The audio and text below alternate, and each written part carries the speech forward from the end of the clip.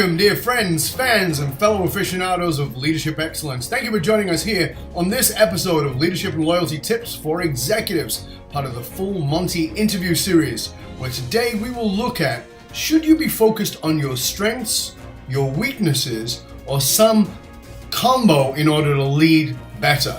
I'm your host. My name is Darren Virassammy. I'm the founder of FullMontyLeadership.com and one of Inc. magazine's top 100 leadership speakers to hire, executive mentor, entrepreneur magazine contributor, and a few other places. We'll talk about those in a bit, and international business speaker. If you're a new listener, new viewer, thank you for joining us here on the show today. Strap yourself in. We're about to go full Monty. If you're a regular, big thank you to you for being over 1.5 million downloads and making us the #1 podcast for Fortune 500 and consistently keeping us at the top in leadership, family business, next gen, and a whole bunch of other categories. Thank you for sharing this show with everyone that you know. Remember, as always, we need your assistance in staying relevant, so please go over to iTunes, rate, review, and subscribe to the show. All right, let's strip it down and dive right in.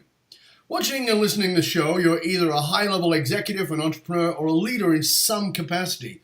And as a leader in any of those forms, even if you won't admit it out loud, you know that you have weaknesses that are likely holding you back from your levels of excellence, that you want to get there, but that you can feel those things are in the way.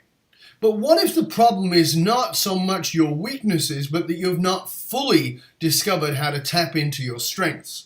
Well, if that's the case, you're in for a treat today, because my guest today is Darren Virassammy. Now, Darren is the co-founder, chief operating officer of an organization called 34 Strong.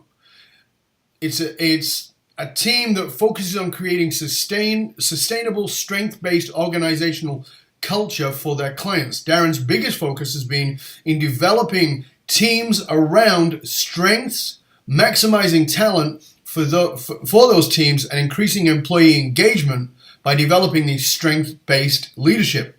He and his team, I have a little bit of a choke there, but there we go. We're good now.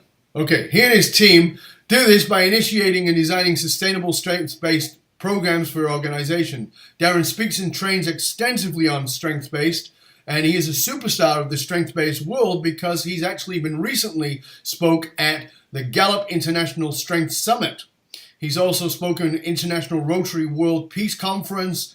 He speaks at Drexel University Business School. He has got some superstar clients. He's been recently working with the U.S. Food and Admin, FDA, the State Compensation Insurance Fund, the Franchise Tax Board, the Bank of America, and a whole bunch of other superstar companies. Outside of speaking, workshop facilitation, and coaching, Darren Virassammy writes extensively on strengths, on talent management, leadership development, and strengths-based sustainability in organization.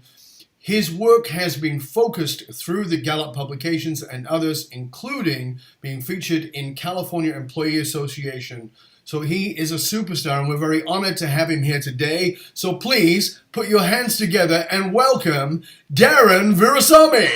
Woo! The crowd goes wild. Good to have you, man. Yeah, not much. How are you? Good to have you here, my friend. Likewise. Truly a pleasure to be here. I'm glad we're able to do this and get to talk to your incredible audience about this stuff. So thank you, sir.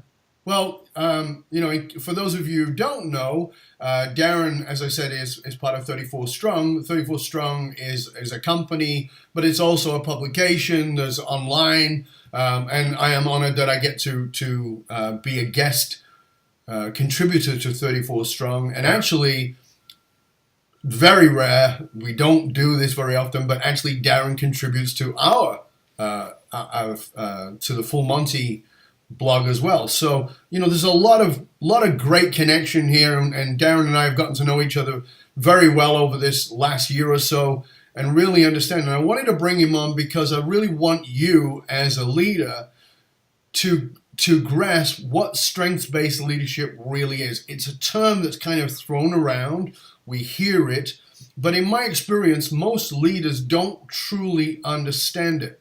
So let's start there, Darren. What is strengths-based leadership versus any other kind of leadership? You know, Dov, I think a great place to start with that particular question is in the space of why. Why does this matter? Sure. And it really plays out. So strengths-based leadership, why? Well, the why is it's really the rebirth of human potential, if you think about it, right? In so many organizations, we've gotten caught in the cog of you get your performance review, you evaluate this, and you see how you've done over the past year, and then what do? Then it's, but we really need to focus on these areas of deficit, these areas of weakness, right? And strengths-based leadership, when we're really getting to a place where we're focusing on strengths, we're kind of turning that on its head, right? We're really identifying where people's natural talents uniquely are and really trying to invest in harvesting those talents so they can really bring their best. It gets everybody in the organization feeling like they're valued for being valuable. They can really contribute in a way that they uniquely can. Let me give you an example of this, Del. Sure. If we really think of it, right, 6 plus 3 equals 9, and 5 plus 4 equals 9, right? The point there is, even though these numbers are different, we can still get to the same outcomes. Many times, people will contribute very, very uniquely in ways that I might say, hey, this is the way that we need to do it. And you might say, hey, no, this is the way we need to do it. But at the end of the day, we're fiercely passionate and fiercely loyal in getting to the exact same outcome. And strengths gives us an approach as to how we can actually see that value in each other. So the reason it matters is it gets us away from the deficit fixation that we often have within organizations. And where does it lead to? It leads to higher levels of employee engagement massively. Gallup has been working through this for years. Employee engagement goes up. Well, guess what goes up? Customer satisfaction goes up. Profitability, productivity. I'm not going to kill you with statistics, but it just goes on and on. So strength-based recognition really means recognizing that this person is a 5 plus 4 to get to 9. This person is a 6 plus 3 to get to 9. This person is a 7 plus 2 to get to 9. Whatever the combination is, but we want to know what your strength is because we're going to 9, and that's what we want to gather. And we want to understand how you're going to contribute in getting us to 9. Right. I mean, just think about us, right? So we went through a little bit of your profile, your background, and I shared a bit about mine. Yeah. And the whole thing is to give a little context to listeners who haven't heard about it. There's a StrengthsFinder 2.0 assessment that Gallup has, and they basically, this has been developed over several decades. Donald Clifton was essentially attributed as the father of strengths-based psychology. And what he did was he asked the question of what will happen when we start focusing on what's right with people instead of fixating on what's wrong. That literally led to over 50 years of work on his behalf and the Gallup organization's behalf, where they studied over 1 million people to identify how talent naturally exists within humans. And I don't mean talent like, hey, how far can you throw a football, right? Or how good are you at playing the guitar or singing?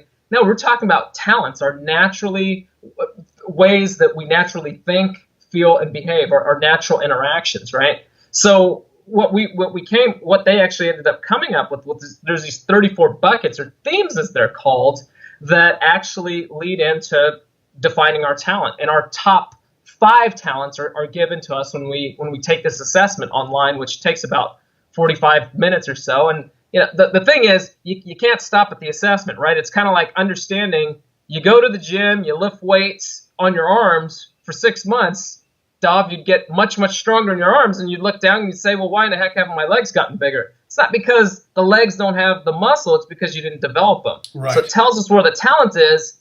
What happens next is how do you develop them? But the point I wanted to make was with you and I, you have very, very strong relationship building talents. And anybody that knows you and anybody that is a fan of your show and your work, they can see that. You start naturally top of mind with people. With, okay, what are the people and how are people going to be impacted in anything that you're stepping into? And what's the ripple effect to people? There's other talents that might start with, hey, what's the strategy? What are the thinking? What's the information that we need?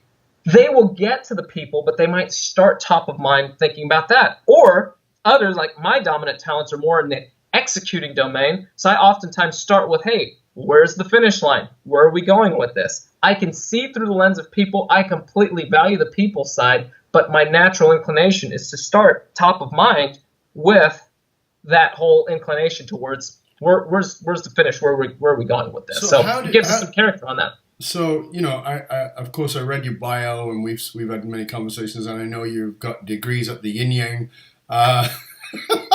But how did you move into this area, into strengths-based psychology? Because you had your business background, you had your education, and strengths-based leadership wasn't a degree as such. So how did you? Let's talk a little bit about you. How did you find your way into that world? So, Dov, when we think about it, I was one of the disengaged employees that was out there. I was one of the masses. And as you know, disengagement is an epidemic. In the United States alone, 73%. It's over 70% of our workforce is disengaged. And Gallup continues to find that. Many other organizations that study this continue to find it. On a worldwide level, I think the engagement rate is actually only at about 13%, meaning that only about just over 13% of the workforce internationally is engaged. I was part of the masses. I was disengaged. I was showing up. I was a senior level project manager for a commercial construction company, and I was part of the executive leadership team. So I learned a lot about my business chops, how to run an organization from that. And that was pivotal for me. Mm-hmm. I was there and I was working. And the story that I always come back to is when I was there, when I started off, we weren't a massive company, but we worked all across the United States. And, we had two offices, one in Northern California and one in Texas.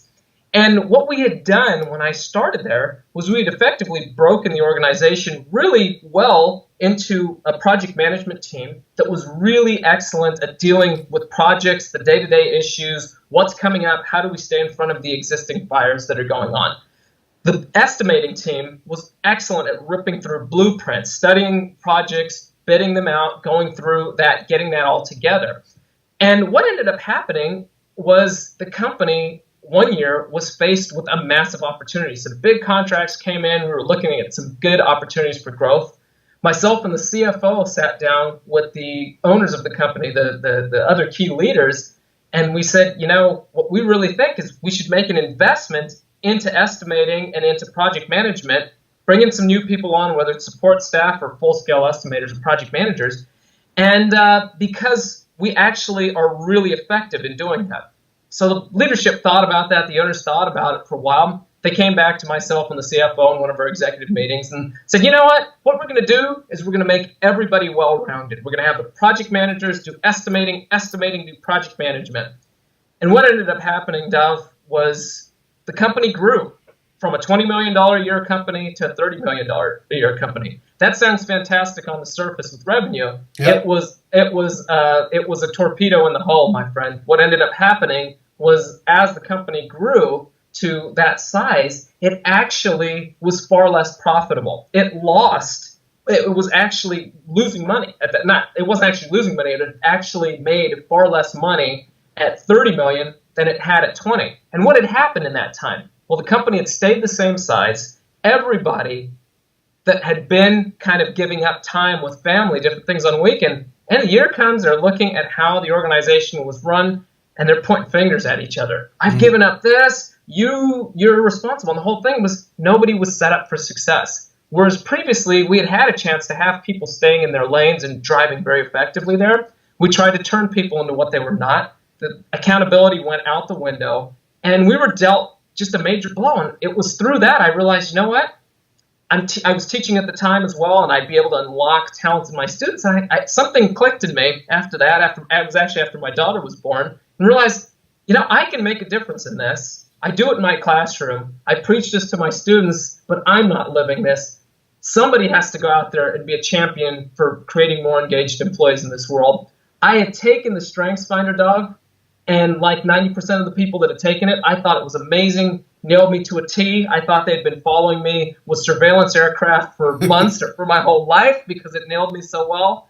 And then I put my results onto a shelf and said, someday maybe. After that experience and after a trip away with my family where I had some time to reflect, that someday maybe became reality. And within a very short period of time, within a month of that trip, I met my business partner, Brandon Miller, who's becoming a Gallup certified strengths coach. He was actually one of the first to become an externally Gallup certified strengths coach. And both of us wanted to impact organizations in a way that we knew was needed. And we realized that we could lock arms and do this together. Let's bring it back a bit, because yes. I want to bring it into smaller pieces for people to consume. Yes. So one of the things you said there that I think is very interesting. So in the 30 plus years of doing this, one of the things that happens is we find that there's a couple of pieces here in what you've talked about, looking at people's strengths and then this company doing what they did and creating more well-rounded.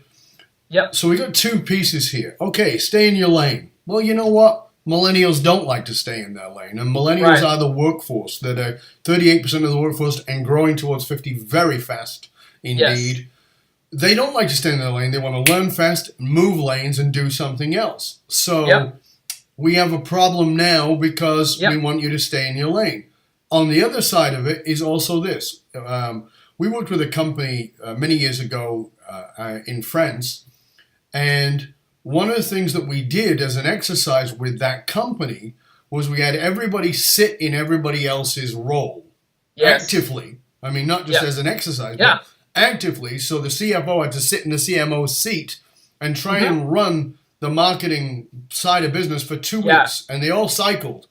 And the purpose of it was to grasp, to not go, oh, maybe I'm brilliant at marketing and I used to be a CFO. Sure, they would inevitably find some skills, but they would also get to a place of deep respect and go, you know what, I'm pointing the finger at you that marketing's got its head up its ass, but you know what, now that I've stepped into that, I get it. Marketing's going, you know what, I thought you guys were stingy old Scrooges, but now I understand what's really going on in the financial side. Right. I get it. I have a different respect. So there's this other side of this. I get the strength, I get the being in your lane, but there's also the other two things. One is respect and understanding of the other side, and millennials who want to change lanes. Yeah. How do we help people to do both? How does strength finding help them do both?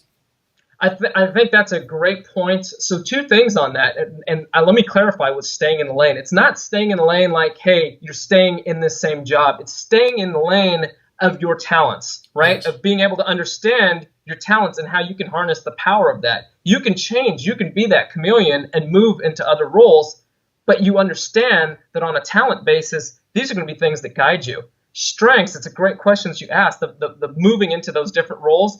Oftentimes when we first start off working with organizations, we get into some organizations, Dav, as I know you have as well, where engagement is not high. There's a lot of you did this and we're pointing fingers at each other, right?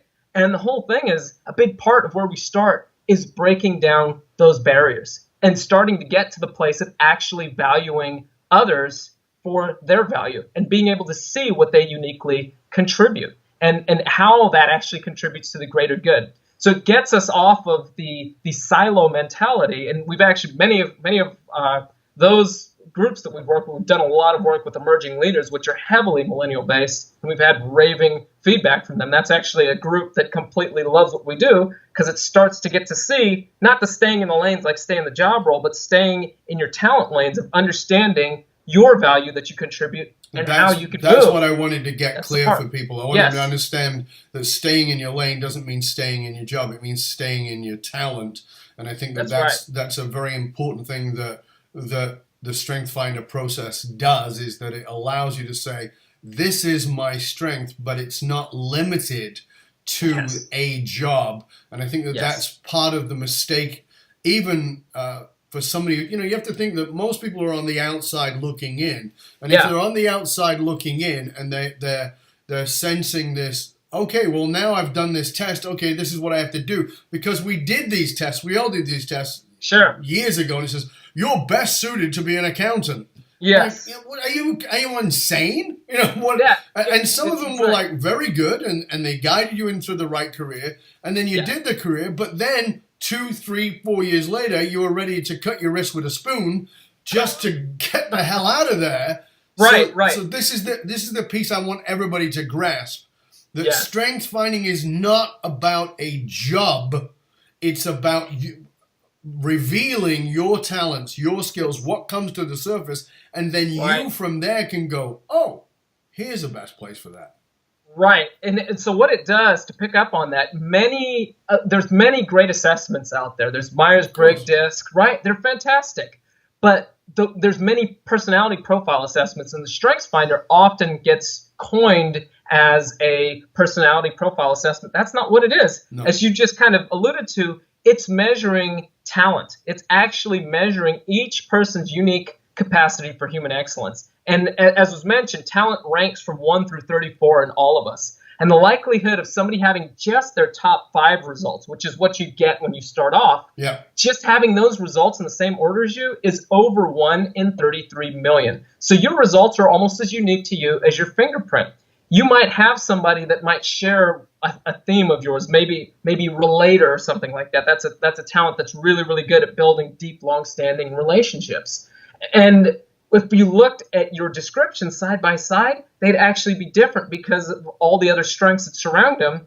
It comes out of you differently. Yes, sir. That's it. That's exactly what happens. So there's a thing that when you and I talked about this, and I think it was really important for people to grasp, because we've all got certain traits in our personality that we know, I'm not very good at that, and I'm not very strong at that, and there are things I know I need to work on and bring up.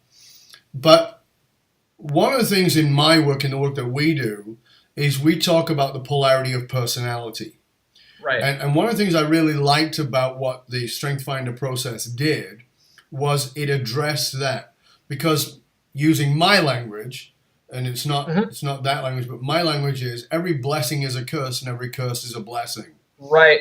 And the context of that in this format is that your greatest strength is potentially your greatest weakness, and this StrengthsFinder really shows that.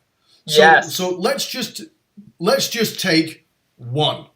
Yes. Give me one and show us the polarity so people can grasp it.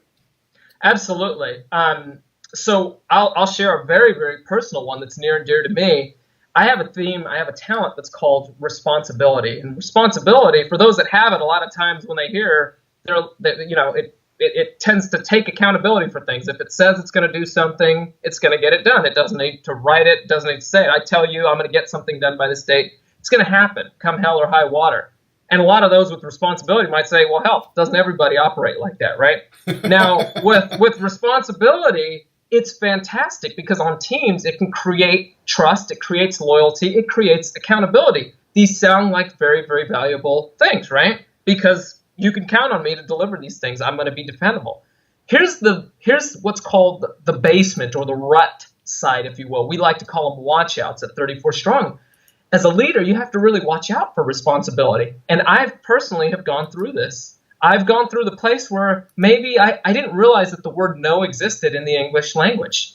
It was my talent that got me stuck in overcommitting, making me a serial overcommitter. Just what was happening is people would come up and they'd say, hey, Darren, can you do X? And I would say yes. I wasn't asking the question of, Darren, should you do X? And those are fundamentally different questions. That can you do, I was ending up taking on things. I'd get them done, but I would be frustrated and I wasn't necessarily providing them at the quality that I could have.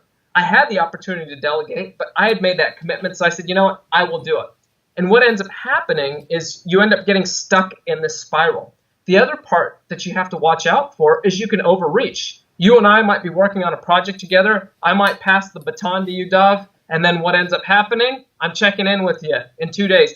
How's it going? Where are you at? What can I do? What can I do to help you? And you might say, you know what you can do? Responsibility. Yes, sir. And you can get to the place of where you can look at me and you can say, you know how you can help me? Let go of the damn baton, right? Let go of the baton. Let me run my portion of the race. And sometimes this is a really profound experience that happened to me just at the end of last year internally within our team to just show you how it ripples from the individual to the team side. I've been very open and vocal with my core team as to how my responsibility can work. And I've encouraged them to say, hey, if you spot me driving outside of that talent lane where it's going to hurt our organization and keep us off of getting to our goals, my feelings aren't going to be hurt. You need to call me on it. I was sitting in a meeting right before the holidays with our core team that we lead. And what ended up happening was a lot of stuff was coming to the table. We need to do this. We need to do that. And I'm thinking, I'll take care of that. I'll take care of that. I'll take care of that. I know my two core ones that I work with very, very regularly, they had a lot on their plate. They both looked at me, Dov, and they said, you know what, Darren? No.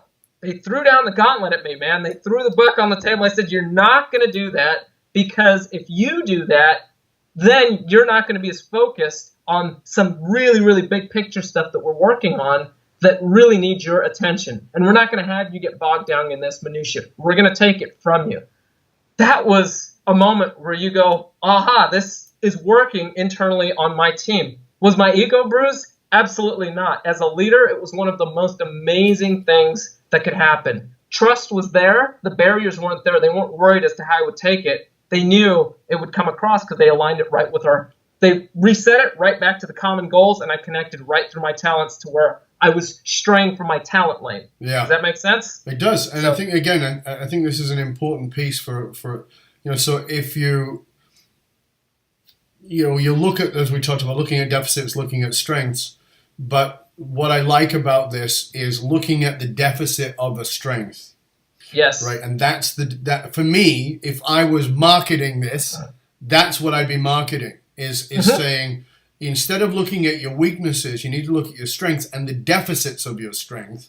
It flaps the other side of that, because if you're responsible, you become hyper responsible and you become a micromanager. If you're relational and that's your highest strength, and that's wonderful, it's fabulous. The other side of that is you're not getting shit done because you're meeting people all the time. You're having all these fabulous relationships. Yeah, and you're the most connected person on the planet, but your bank account's empty. So or the projects are not getting done. So I like that you show both sides of this. And the other thing that's important here, and I think is a good point, is that old school leadership, as you well know, as a viewer and listener, is old school leadership was do as I say, not as I do, number one.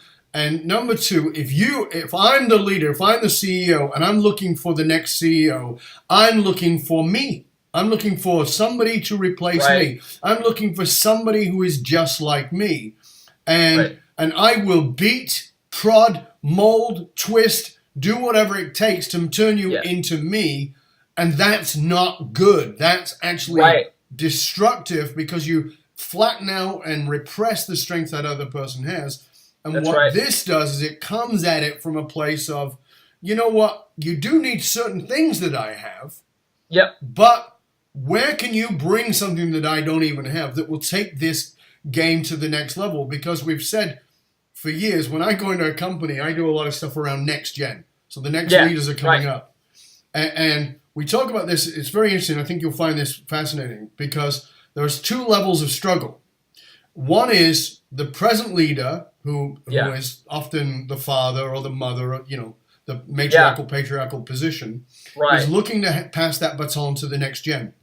And they're going, I don't really know if my kids are ready. I don't really know if they're ready to step in. And we say, well, how would you know they were ready? And they're stuck, because they've given them the hard skills, but they don't know what's missing. Right.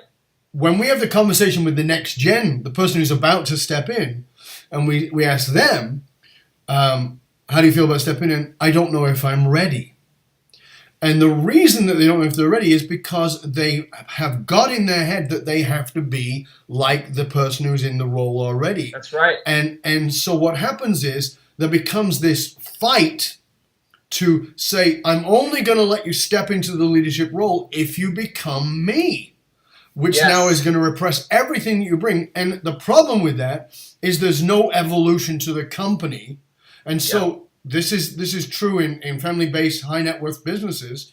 There's a saying inside of that world, and it says it's shirt sleeves to short sleeves to shirt sleeves. What that means is long sleeves, I'm a worker. Short sleeves, I'm a business person, and then all the way back.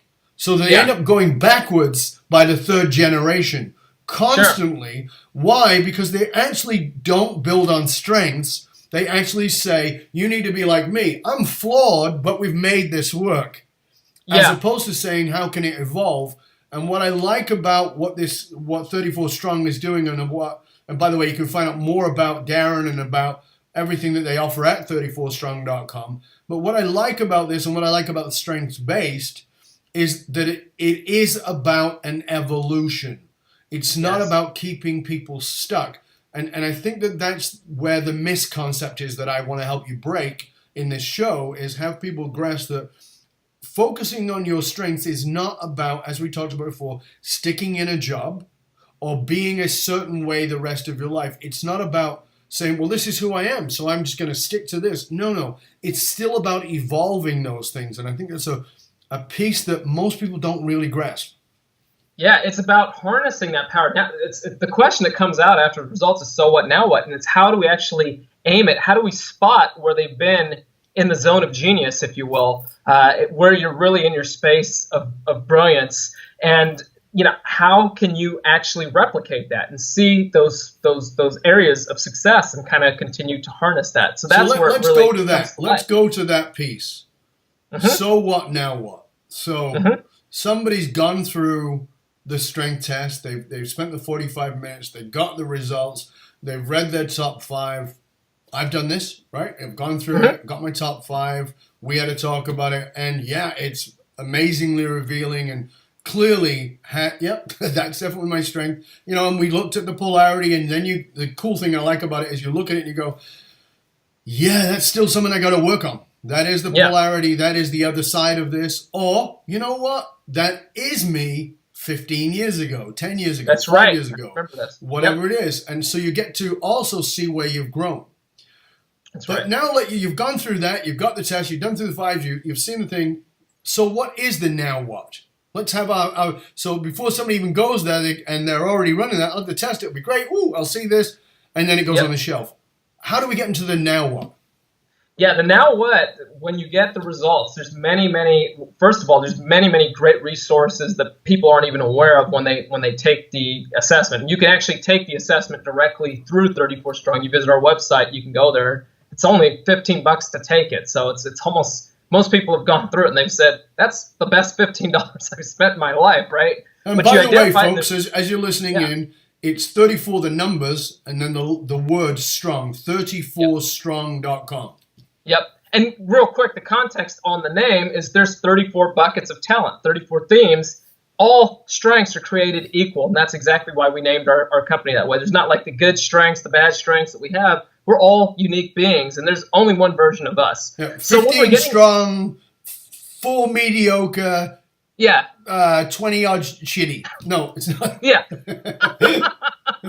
Yeah, so when we're thinking about the so what, now what, there's incredible resources that are actually right there to be able to go through and take this and be able to see. There's videos of your top 5 that are there that give you some context on how others are utilizing it. Really, really powerful process to go through is read your personalized reports with a highlighter and just really spot the talents that are kind of showcasing the words and statements that really resonate with you. And we always get into a place of aim your talents. So the first thing to do on an individual basis is think about times where this has contributed to your success. How does it contribute to your current role? How does it contribute to your relationships, other teams that you're on? This stuff goes far beyond, work me and home me. Your results are who you are. And it gets into that space. So you start thinking about how you can aim these towards outcomes. What's a project you're working on? What's a relationship that you have that you want to strengthen? A really, really fascinating one for me, Dov, which I think I've shared with you before, is 3 of my wife's top strengths. Her top talents are in my bottom. So they're literally my blind spots. They're for me. You can unlock a full report, and they're for me. They're from like 30 through 34. That's where they are. So ways that she naturally thinks and operates, they don't even come top of mind to me. that used to cause frustration for us in our relationship. And now it's, oh my gosh, I totally get that. I understand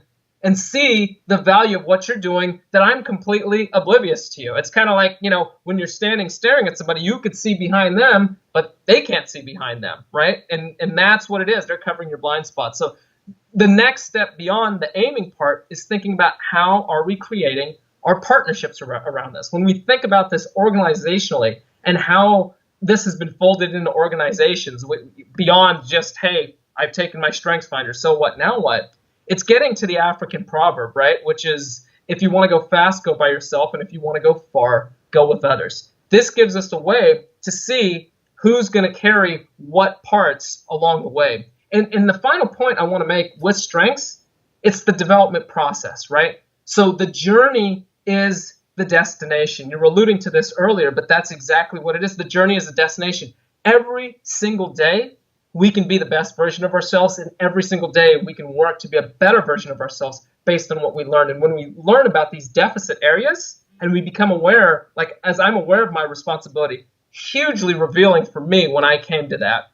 And what it is now is having that awareness, I can press the reset button. I start realizing I'm straying, I'm getting out, and that causes me to shift the question from can I do this to should I do this, or should I be passing the baton? Right. Am I micromanaging? I can feel that and see how it triggers other things. Other areas, there's a wealth of resources. Our website, we're actually going to be releasing an ebook later this year that's actually walking through all 34 themes, and it talks about the go-tos. So, and these are real coaching clients that we've worked with. Obviously, our names are protected, but it talks about leaders that we have worked with in all different types of organizations, very, very senior leaders, managers to CEOs of large companies, and talks about a particular strength, how they use that strength really effectively as a leader.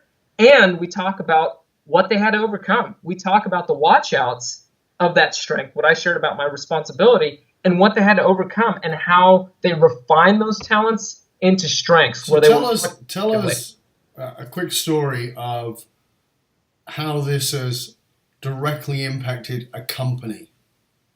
How it's directly impacted a company. Well, yeah, there's. I'm sure you've got dozens and dozens of them. We just want one short one that people can get their teeth into. Yeah, I've got one just great one that was really, really powerful. So one of our clients, there was two leaders. There was a senior manager and a middle manager, and these two had been at odds for over 18 months. They were in a position, Dove, where they basically weren't speaking to each other. They'd have to be in meetings and different things. And what was happening was one was perceiving the other as, hey, you're always questioning what I'm doing, and nothing is ever good enough for you. So one had, the senior leader had a theme called Maximizer. And Maximizer really goes through this place of where it is looking for good to great and great to excellent. If it's stepping into a position, there's a lot of problems, it's not interested in being the problem solver per se. It's looking at continuing to polish that diamond and get better and better. The other had a talent that was called Restorative. The middle manager had a talent that was called Restorative. Restorative naturally looks at situations, anything they're thrown into, they can very quickly spot the problems, and they're going to sniff them out and look for solutions. What had happened over this time period is they were completely disconnecting, and they thought it was personal. There was lawyers involved. There was all kinds of stuff that was involved. And what ended up happening was the person with Restorative, when they were looking at what that one with the Maximizer wanted to do, it would say, okay, that's great, but I'm seeing on that path, there's going to be certain problems that might be here. And they were trying to solve those problems that were further down the path that maybe that Maximizer wasn't even looking at. Right. And it was being received by that Maximizer as, why are you questioning me? Why are you calling this into, all you ever see are problems in this, and you're constantly picking on me and abusing. And that became toxic. And guess what that did for that whole team and the ripple, everybody they managed. Adversarial. They saw this, and it was terrible. And the silos, the barriers went up. And we'd been working with this group, introducing it for about 6 months. We did some team sessions with some of the leadership. Then we got into some individual one-to-ones. And over the course of time, we did not expect this, okay? We didn't know how we were going to break through here. And one day we get a call from the director above these two, calls in to my business partner, Brandon, and says, Brandon, I don't know what you did, but we just had a massive breakthrough. The senior leader went into the middle leader and was able to say, hey, you know what? You're seeing the world through how you see the world. And I was completely not valuing that. I was completely disconnecting on that particular space. And I want to say I'm sorry for that. And I want to value you and see that you're talented. You were actually watching out for me and seeing things that I wasn't looking at. And that middle manager felt value for being valuable. And that was a massive breakthrough. What do you think that did for the rest of that division? Of course, a massive ripple in that creates great impact. I don't even need to say that, but it just continued to ripple.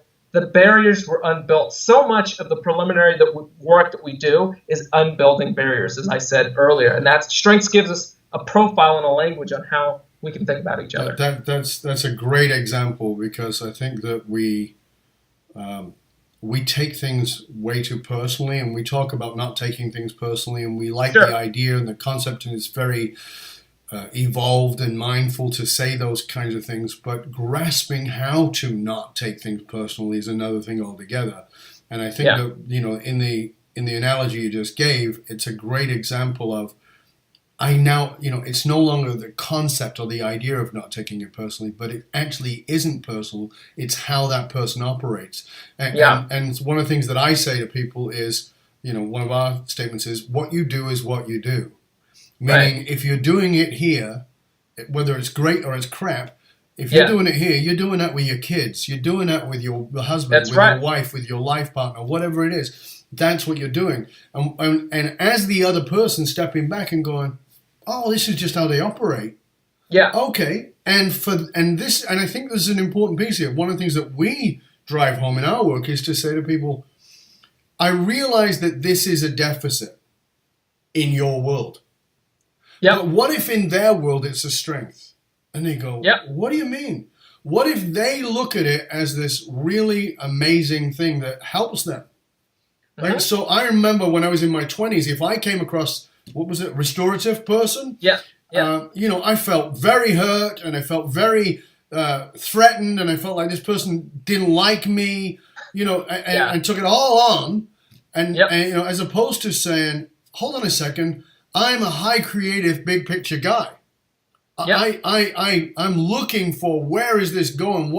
Hold on a second, you got that idea? Well, I'm going to look at that seed. I'm going to tell you about the fruit on that tree. Yeah, I can see that. But meanwhile, the guy's going, but have you thought about where we're going to plant the seed? And we'll plant it right here. Yeah, but there's no water there. Oh, right. Okay. Oh, you're just trying to put me down. That was me in my 20s. Now I go, thank you. Awesome. Yes. Now how can we do that? And that's what I love about this. That's it. That's it. It's those blind spots that get covered, right? That's so interesting. Yeah. And that's what I was sharing. My wife, she actually has restorative in her top 5, and that's number 34 for me. Great personal example of this. We both cook at home, right? And she would cook meals, and before we had strength, she would cook a meal, and as we're sitting down eating, she's telling me everything that's wrong with it, Dub, and I'm sitting there thinking, why are you so focused on the negatives? And she wasn't focused on the negatives. You know what she was doing? She was solving. To her, she was being positive. She was solving, thinking, next time I make this dish, I'm going to add a little bit more garlic. I'm going to throw a little bit more pepper in it. And that's all she was doing. My reception of that, because of where it was at, was I was taking it as a negative. And that's not what it was at all. Yeah. It's so powerful when you see that. Now we're able to laugh about that. If we're having the dinner and she's done that, we'll say, you know what? Go ahead and wait till after we have dinner, and then we can solve all the problems. Let's both do this, and we have a great laugh about it now.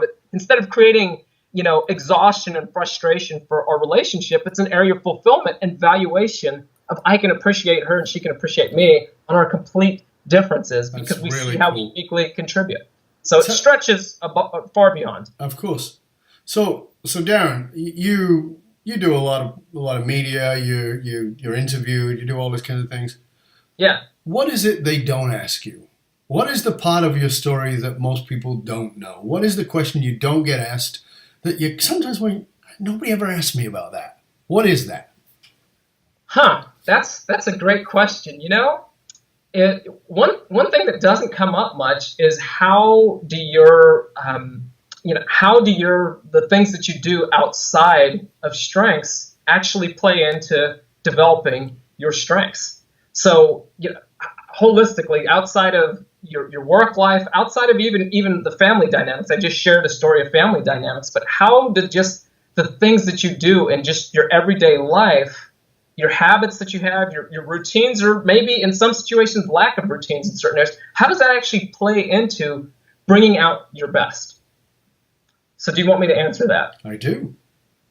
Okay, so a couple of things for me that are kind of interesting facts that are really, really important that play into how I've found zones to practice and harness my talents, my strengths, so I can have them sharp. It's kind of like the practice of sharpening the axe before you cut down the tree, and sometimes that happens in other areas. So things that allow me to energize, that allow me to flex my strengths. I'm a musician outside of 34 Strong, so I've been a bassist in Northern California and have played in many different events, different things like that. And I'm with a jazz-based group called Zarelli up here in Sacramento, and we've done a lot of stuff. I've been playing with them for several decades. And the reason I mentioned that is because when I think of the whole proverbial being in the zone, from a young age, when I was playing the bass, when I had a bass in my hand and I was on stage and we were playing in front of massive crowds at different festivals we're playing at, or just at a different nightclub that you're playing at, I realized I was in that zone.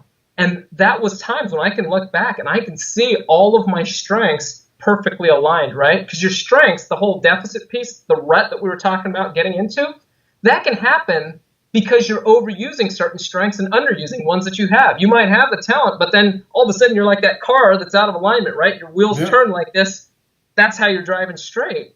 And I realize when I have that bass in my hand and things are flowing and our energy is right and we're locked in, not only individually, but as a team, we're flowing so fluidly, the partnership element of that has all of my strengths completely striving and going through that. I've actually gone into exceptional detail on that, which I won't go into here, but somebody asked me this once just in a side conversation, how do your strengths come out in music? And I went into deep detail on how all of my 10 top strengths really play in, and I can see it alive like that. So practicing that, right, outside of that as well, I'm a martial artist, and doing that, it really allows me to practice and flex being in the zone of my strengths, and I've used that to channel and develop so much of my talents, and it develops me in many ways. So the question of, when you're really busy, like gentlemen like you and I are, doing the stuff of giving back to the world, really connecting with other leaders that are out there, sometimes you can get stuck in not pressing the pause button to make those micro investments in the things that matter to you. But if you don't do those, then your cup's not overflowing. And if your cup's not overflowing, then you have less energy to give to those that you actually serve. Absolutely. Martial arts has been critical for me on that. Sometimes my strength stuff, they'll actually start battling each other. They will start battling each other. This happened to me 2 days ago. I was writing content and preparing something for some upcoming out-of-town trainings that we have coming up. And I was just stuck of how I should get this aligned for a particular client. And I talked to my assistant. I said, here's where I'm at. Here's the draft. I'm going to go out and I'm going to take a run. Because what happens when I run is my mind organizes. And that just fixes it. But I've realized in the past, before I got into strengths, I might have felt guilty doing that. I might have sat for another hour really getting nowhere, when I can just take a half hour, 40 minutes, go take a run, comes back, and it's crystal clear. Yeah. And what was happening was my strengths were actually working through their calibration. I gave them a chance to breathe and to recalibrate. That's fantastic. Those are the areas, the micro areas, the tedium of life, if you will, as to where this actually plays out. This has been really great, Darren. Thank you so much. I'm going to say goodbye in a moment, but I'm going to hope that you're going to stick around with us until the end, and I'll come back to you. But before I do, please tell our viewers, our listeners, where they can find out more about you, your company, what it is you offer, your website, the articles, all the resources. Yeah, absolutely. Just visit us at www.34strong.com. You can find out information about us there. We've got our blog that pumps out many posts each week. We're in the middle of several series that we're going through. You'll also have the brilliance of Mr. Barron here joining us on occasion. He does get guest posts for us as well. We've got some videos that are linked there as well for some of the talks that we've done and all that. And you can actually visit that site, and at the top of the page there's a button there where you can actually take the Strengths Finder. It's $15 to take it, and that's a great starting point. You can reach out to us and ask any questions you have. We'd be honored to talk to you about how your strengths can come to life for yourself or for your organization. We do a lot more in the organizational space. So, thank you, Darren. Well, it's been great having you here. And again, I recommend that each of you get yourself over. I mean, at least go to the website, 34 Strong, the numbers 34, and then the word strong, 34strong.com. Get yourself over there. Take the Strength Finder. I promise you, it will be very revealing. I've been through it. It's very revealing, very insightful. And Darren and I were talking about before we went on air that I've got some friends who I've introduced to Darren who've gone through it, and it's shifting the way that they interact, shifting their business. I really recommend it to you. Get yourself over to 34 Strong. And, of course, if you're truly serious about having the kind of laser beam clarity about your purpose and the cause, a cause that will create massive positive disruption, not only in your company, but in your industry, have your leaders become not the leaders they need to be, but they also deeply want to be, then reach out to us, Darv Barron. You can reach out to me, Darv Barron, through fullmontyleadership.com. fullmontyleadership.com. You can find out, we've got all our resources right there. It taps into the blog with all the articles, and of course into the podcast, this very show. And if you want to tune in again, make sure you get over to iTunes, rate, review, and subscribe to the show. Darv Barron, leadership and loyalty tips for executives. And of course, you can find me on YouTube, Darv Barron Full Monty Leadership. You can also find us on Twitter at the Darv Barron, LinkedIn, Darv Barron, and Facebook, Darv Barron Leadership, and all over the other places. And of course, you will also find me on 34 Strong. So until next time, I want to thank you for joining us here. Thank you for being part of the show. Thank you for sharing the show with everybody you know. And remember to stop by the Matrix, like the movie, matrix.fullmontyleadership.com, where you can get your authentic leadership matrix self-assessment valued at $197, absolutely free to you while it's in beta. Go there, matrix.fullmontyleadership.com. This is Darv Barron, fullmontyleadership.com, saying, stay curious, my friend, stay curious about how to tap into your true strengths so that you can become a far better leader. Till next time, this is Darv Barron, and I am out.